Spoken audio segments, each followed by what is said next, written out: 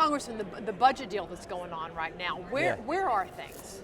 Well, look, our position has been, let's do a conservative budget. Let's do a Republican. Let's do a budget like Heritage has put out, and let's show what needs to be done to address this fiscal mess we find ourselves in. So, unfortunately, what the agreement that was reached last fall between Boehner and President Obama increases spending. Yeah.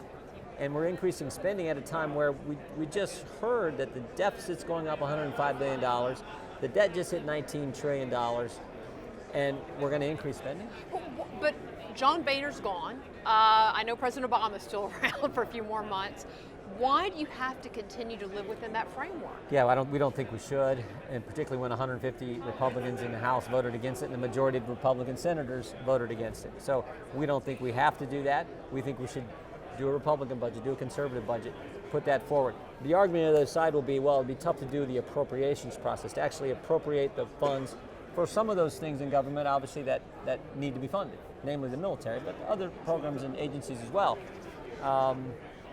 My attitude is, that's not our problem, that's the Senate's problem. We should pass what we believe is best for the American people, best for the families who elected us to come fight for the things they told us to. And let me ask you on that, because as you probably well know, there's a lot of kind of angst right now within the conservative movement. We got a presidential election going on.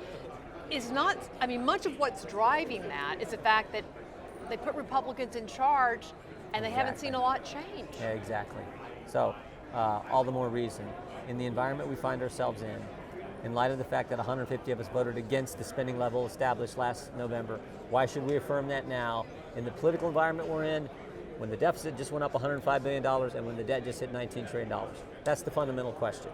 And we happen to think that you shouldn't, that you should lower spending, make sure that our military has what it needs to do the critical job that it does, but lower the overall spending level and pass that kind of budget, and that's what we're pushing for. Is there anything they can promise you to get you on board? We're always open to talking with our leadership to see if there's a way that we can do the right thing. But just to spend more money and have the promise that someday we'll get to the real changes in spending that address our fiscal mess, I don't think that's good enough. And so we'll see. Do you think there are enough of you, enough Jim Jordans to stop this train? We'll see. I think there's a lot of concerns from a lot of members, not just Freedom Caucus members, but a lot of members. So we'll see. Obviously, our leadership is whipping it, and we'll find out. Jim Jordan, thank you. Thank you, Genevieve.